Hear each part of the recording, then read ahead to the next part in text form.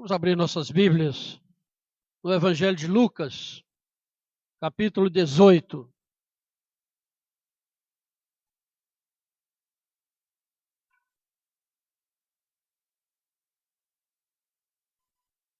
Lucas 18, a partir do versículo 9, o texto no qual se baseia a mensagem de Deus para o nosso coração nesta noite. Lucas 18, de 9 a 14. Diz assim a palavra de Deus. Propôs também esta parábola a alguns que confiavam em si mesmos, por se considerarem justos, e desprezavam os outros. 2 homens subiram ao templo, com o propósito de orar. Um, fariseu, e o outro, publicano. O fariseu, posto em pé, orava de si para si desta forma: Ó Deus, graças te dou, porque não sou como os demais homens, roubadores, injustos e adúlteros, nem ainda como este publicano. Jejuo 2 vezes por semana e dou o dízimo de tudo quanto ganho. O publicano, estando em pé, longe, não ousava nem ainda levantar os olhos aos céus, mas batia no peito, dizendo: Ó Deus, sê propício a mim, pecador. Digo-vos que este desceu justificado para a sua casa, e não aquele, porque todo o que se exalta será humilhado, e todo o que se humilha será exaltado. Amém. O texto relata uma parábola, mais uma das parábolas contadas por Jesus. Jesus sempre usava esse método de contar uma parábola, uma história de alguma coisa relacionada com o cotidiano, para que as pessoas pudessem entender a mensagem que ele estava transmitindo, a verdade e os princípios de vida que ele queria transmitir. O texto diz que ele propôs esta parábola a alguns que confiavam em si mesmos, que se consideravam justos e que desprezavam os outros. E aqui Jesus então fala de um publicano e de um fariseu, que foram ao templo orar. E Jesus então mostra a diferença entre essas duas orações, essas duas pessoas que vão ao mesmo lugar para prestar um culto a Deus, e mostra que qual o resultado. No final ele diz que só um saiu daquele templo justificado. E concluiu que todo aquele que se exalta será humilhado, mas o que se humilha será exaltado. Fariseu e publicano. Quem eram os fariseus? Os fariseus eram os religiosos da sua época. Eram homens sérios, eram homens rigorosos na observância das leis do judaísmo, da sua religião. Eram homens que conheciam a lei, os profetas, o nosso Antigo Testamento. Eram homens influentes na sociedade, eram homens influentes na política, eram muitos deles letrados, os escribas. Então eles formavam um grupo assim muito especial dentro do judaísmo e daquela religião. Mas mesmo tendo toda essa bagagem, eles foram incapazes de enxergar a chegada do Messias. Eles, apesar de todo o conhecimento, não conseguiram ver na pessoa de Jesus o Messias prometido, que eles haviam lido no Antigo Testamento, que eles sabiam das profecias que haviam a respeito deles. E é interessante que todos os 4 evangelhos, eles resistem muitas discussões muitos debates entre Jesus e os fariseus e os escribas. Jesus sempre bateu de frente com eles.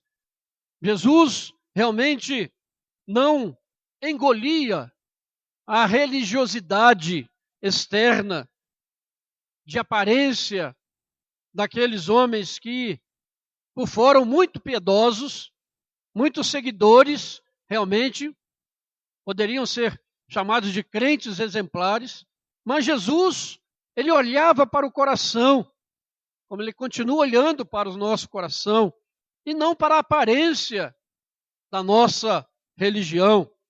Jesus entende muito mais as intenções do coração do que as ações praticadas, porque muitas vezes as pessoas fazem as coisas para serem admirados, para serem aplaudidos, para serem vistos, mas na verdade o interior não adora a Deus, não dá glória a Deus, não glorifica a Deus.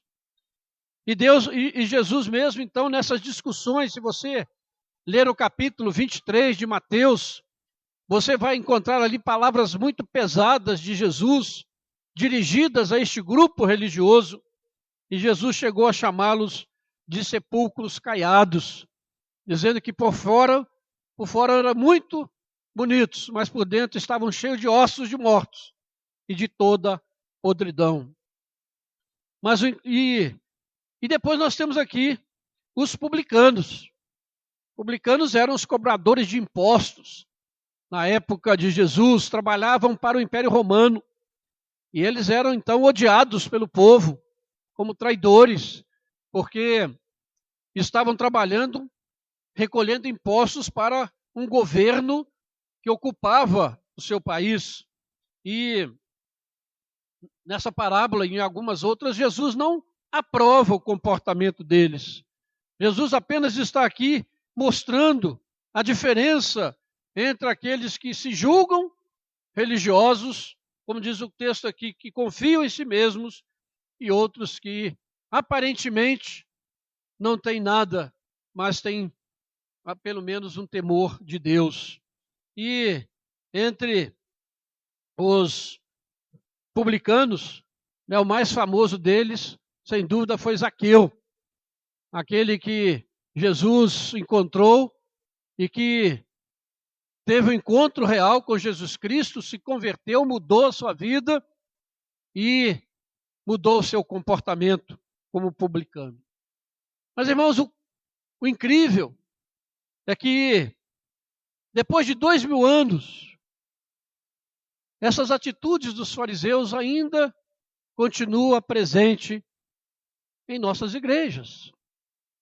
Mesmo com todas as advertências de Jesus, mesmo com todas as palavras de Jesus, esses comportamentos se reproduzem dentro da igreja. E eles precisam ser combatidos com o mesmo vigor com que Jesus combateu aqueles fariseus do seu tempo. Precisamos estar em constante vigilância para não repetirmos as mesmas atitudes, os mesmos comportamentos, porque é muito fácil, quando a gente se torna religioso, a gente assumir posturas parecidas com estas que nós vemos nos fariseus. Então precisamos ter muito cuidado. E a palavra tem esse objetivo de nos despertar para isso, para sermos vigilantes, cuidadosos, para não incorrermos nesses mesmos erros que eles incorriam, para não repetirmos as mesmas atitudes dos fariseus. O texto que nós lemos no versículo 9, nós já repetimos, mas diz o seguinte: Jesus propôs essa parábola para alguns que confiavam em si mesmos. A autoconfiança é necessária para a vida. As pessoas precisam acreditar em si mesmas, que elas são capazes de realizar alguma coisa. Mas a autoconfiança boa é aquela que depende de Deus, que sabe que tem um Deus acima de tudo, que aquilo que a pessoa conquista não é apenas pelo seu esforço, pela sua capacidade, mas que realmente ele reconhece que vem de Deus, e todo o seu sucesso, que todas as suas realizações vêm de Deus, e não apenas dele mesmo. E Jesus aqui está condenando justamente essa autoconfiança arrogante, orgulhosa, independente de Deus, da pessoa achar que pode, que realiza as coisas porque ele é bom, porque ele é capaz. Se consideram justos pelos seus próprios esforços de observar as leis da sua religião. Consideram-se justos porque se enquadram dentro de certas leis humanas, religiosas e não bíblicas. E se consideram então justos, melhores do que os outros. E desprezam aqueles que não andam conforme eles gostariam. E essa autojustificação sempre conduz ao orgulho, né, das pessoas se considerarem melhor do que as outras, superiores às demais pessoas. E quando na Bíblia, e quando nós falamos da eleição daqueles que Deus tem chamado na sua soberania para serem Deus, quando nós dizemos que Deus salva pecadores por si mesmo, independente, apenas pela sua graça, essas pessoas autossuficientes, orgulhosas, se sentem extremamente feridos, se sentem ameaçados, ofendidos, porque eles querem se salvar, eles querem chegar a Deus por eles mesmos, eles querem dizer que, olha, Deus tem que me justificar porque eu sou muito bom, porque eu faço as coisas certinhas, porque eu sigo todos os preceitos da minha religião, porque eu não faço nada fora daquilo que é determinado na minha religião. Mas não é isso que a Bíblia nos mostra, que nós somos dependentes da graça de Deus para a nossa salvação. E dentro desse grupo de pessoas que confiam em si mesmos, dessas pessoas que se julgam justas e que desprezam outras pessoas, nós podemos citar dois tipos de pessoas. Primeiro são aqueles que confiam no seu conhecimento intelectual das doutrinas. São pessoas que gostam de estudar, de ler os livros doutrinários, e isso é bom, é importante. Mas essas pessoas começam a se tornar enfatuadas, achando que conhecem mais do que todo mundo, que têm um conhecimento superior e começam a desprezar os demais. Começam a criticar os irmãos, começam a criticar a igreja, porque não têm o mesmo conhecimento que eles têm. Começam a criticar aqueles que estão fazendo alguma coisa na igreja, porque eles leram isto, leram aquilo, e querem então julgar as demais pessoas. E tem um outro tipo, que é aqueles que confiam na observância rigorosa das leis religiosas. São aqueles que se enquadram em códigos de comportamento. E você vê que é muito mais fácil as pessoas se enquadrarem em códigos de comportamento religiosos do que viverem na liberdade dos filhos de Deus. E você vê como isso atrai as pessoas, porque as pessoas vão se sentir seguras se eles estão fazendo o que alguém diz que eles precisam fazer, mesmo que por dentro, eles não estão felizes, mesmo que por dentro o seu pensamento é o contrário, mas eles estão ali com aquela postura religiosa, como os fariseus, se julgando, dizendo, olha, Senhor, obrigado, porque eu não sou como as demais pessoas. Eu não sou como aqueles que não te conhecem, que não têm conhecimento. Eu não sou como aqueles que não seguem as leis de maneira rigorosa. E esses dois tipos, então, se julgam no dever e no direito de julgar os demais irmãos, você acharem superiores. criticam tudo e a todos, mas não se envolvem com nada. Ficam numa posição de julgamento, de crítica, quando aqueles que estão fazendo, trabalhando, que estão se dando pela obra do Senhor, são criticados.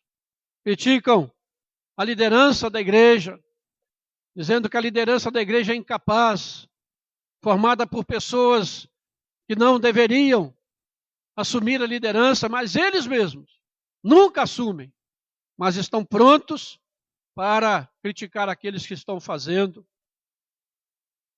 Criticam sem piedade, esquecendo que sobre a liderança pesa uma responsabilidade muito maior, porque aqueles que são chamados para líderes, são chamados para responderem diretamente a Deus, e exercem essa liderança com temor e tremor, homens pecadores, mas que confiam na graça de Deus, não são perfeitos.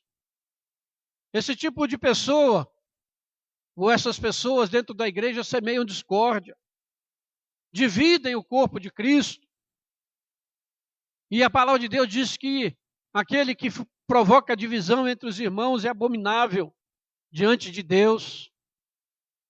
Mas quantos têm agido assim, esquecendo-se destas advertências da palavra? É uma fé centrada neles mesmos. É uma fé onde a pessoa ora de si para si, conforme diz aqui no versículo 11, aquele fariseu posto de pé orava de si para si mesmo. São pessoas que querem ser reconhecidas pela sua piedade, pelo seu conhecimento, mas na verdade eles estão servindo a si mesmos e não ao corpo de Cristo.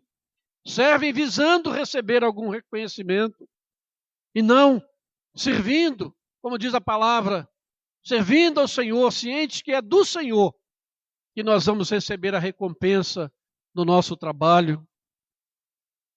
E o resultado, meus irmãos, desse tipo de comportamento é o ceticismo.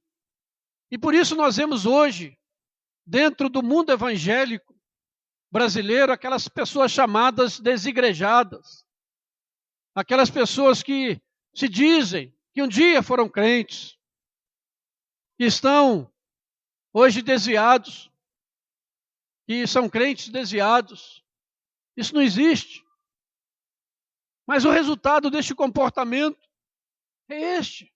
A pessoa não acha lugar para ficar, porque vai daqui, vai para ali, vai para lá, em lugar nenhum ele vai se encaixar, porque em todo lugar a igreja é formada por pessoas pecadoras, falíveis, mas essas pessoas estão acima disso, como os fariseus julgavam os demais. E o resultado é triste.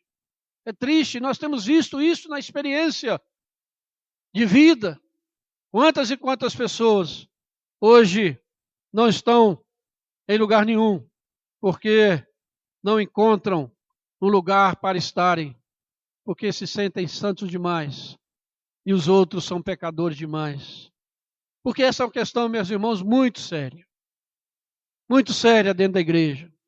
Precisa ser combatido esse tipo de coisa, porque a Bíblia diz que Deus rejeita o coração orgulhoso. A Bíblia diz que Deus resiste ao soberbo. E diz também que Deus não despreza o coração humilde e contrito. Diz que Deus habita com os de coração quebrantado. Precisamos aprender essas coisas, se nós realmente queremos servir ao Senhor com alegria, com dedicação e com seriedade. A Bíblia diz que o nosso coração é enganoso, que devemos ter muito cuidado com a maneira como vivemos a nossa fé, porque o diabo, nosso adversário, ele anda ao redor procurando uma brecha para derrotar a igreja do Senhor. E ele usa coisas válidas, necessárias, para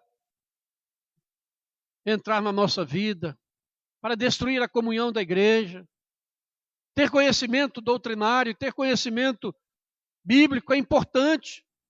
Precisamos cada vez mais aprender.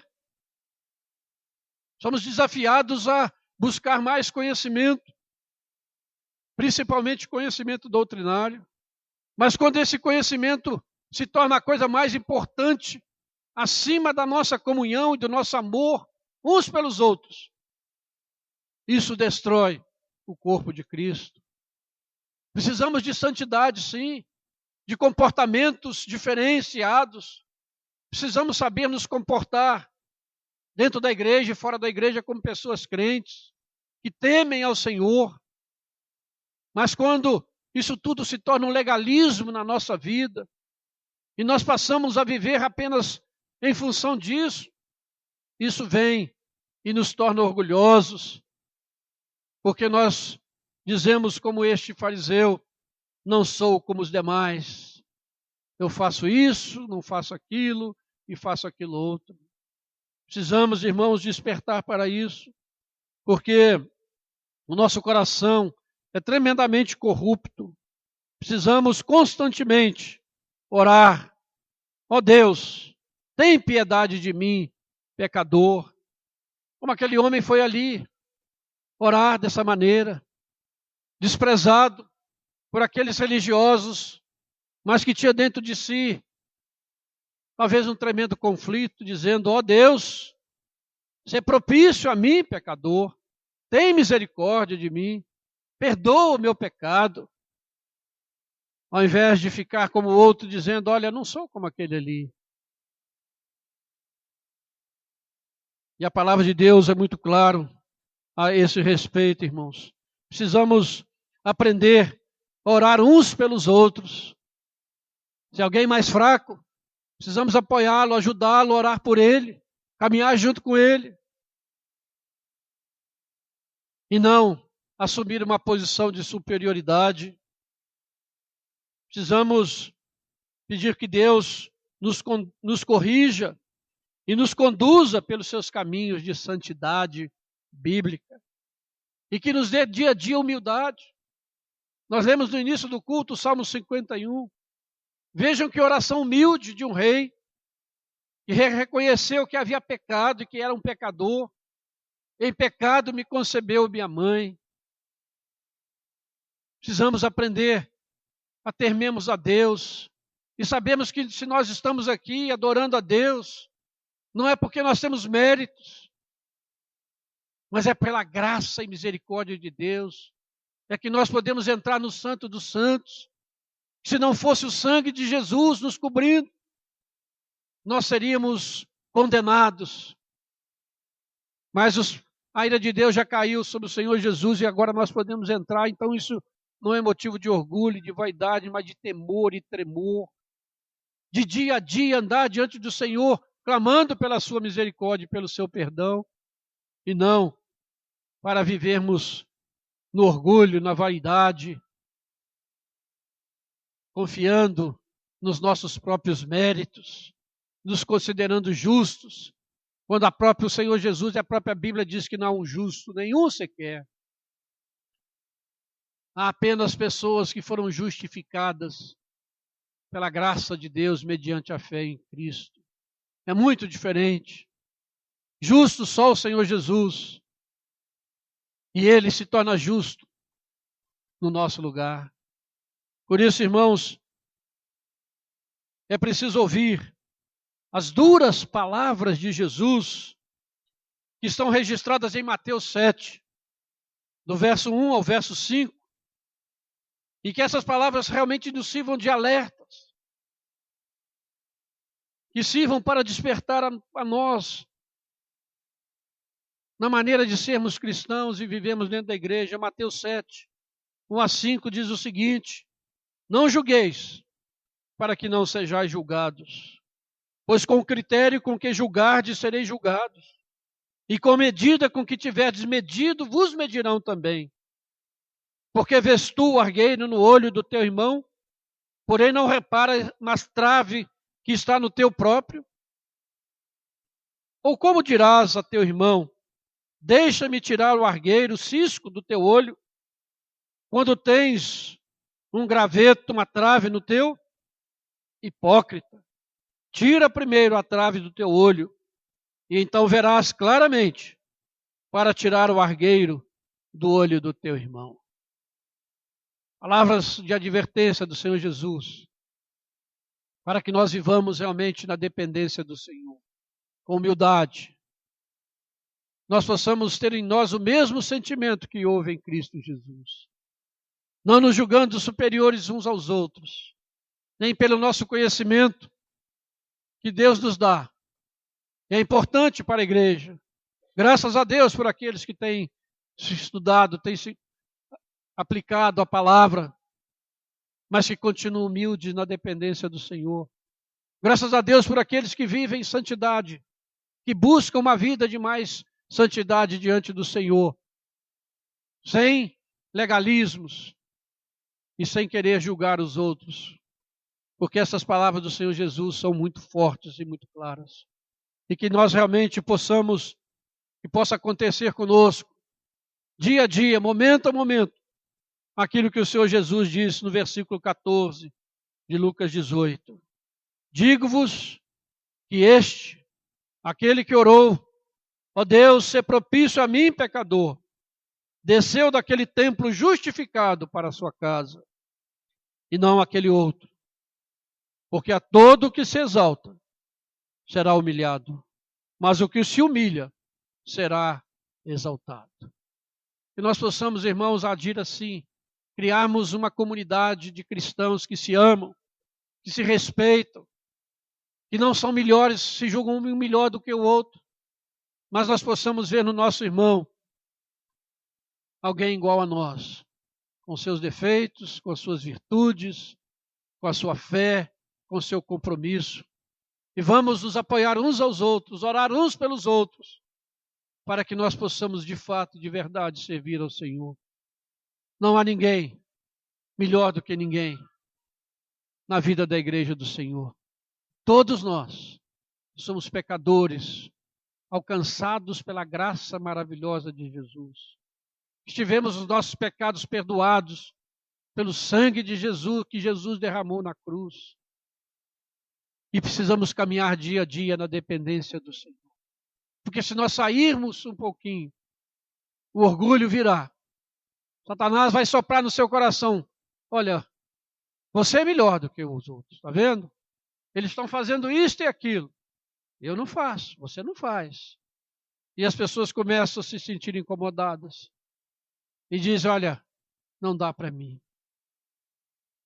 Mas que nós sejamos humildes, irmãos, e dependentes do Senhor. Orando uns pelos outros, sustentando-nos uns aos outros, no temor do Senhor. E assim nós seremos verdadeiramente o corpo de Cristo. Seremos o corpo que caminha em unidade, sabendo que todos nós não merecíamos estar aqui. Nenhum de nós merecíamos estar aqui, se não fosse o amor de Deus manifestado em Cristo Jesus. Que Deus nos abençoe, irmãos. Que Deus tenha misericórdia de nós. Que Deus nos conduza desta maneira para a sua honra e para a sua glória. Em nome de Jesus. Amém. Vamos orar?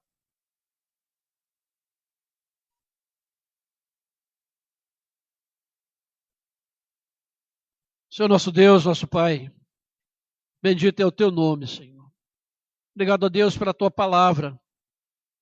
Ó Deus, que a tua palavra possa prosperar na nossa vida, na vida da tua igreja, Pai, conforme o teu propósito e para a glória do teu nome, Senhor. Ó Deus, ensina-nos a viver na dependência do Senhor, a termos em nós o mesmo sentimento que houve em Cristo Jesus, que nós possamos ser humildes, ó Pai, possamos ser gratos ao Senhor, que não haja, ó Pai, orgulho, vaidade pela nossa salvação, mas pelo contrário, haja, ó Deus, uma profunda gratidão e dependência, porque não sabemos por quê o teu amor se revelou por nós, ó Pai. Não sabemos, ó Deus, porque um dia, na eternidade, o Senhor resolveu nos chamar para ti mesmo. Ó Deus, guarda-nos de toda vaidade e de todo orgulho, Pai. Livra o teu povo, Pai, de sermos julgarmos uns aos outros. Ó Deus, e que nós possamos depender do Senhor, ó Pai. Perdoa-nos, ó Pai. Perdoa-nos, ó Pai, como nós temos andado de maneira errada, contrária à Tua palavra. Ó Deus, mas que Teu Espírito Santo cada vez mais habite em nós, levando-nos pelos Teus caminhos, ó Pai. Oramos com gratidão, em nome de Jesus. Amém, Senhor. Amém.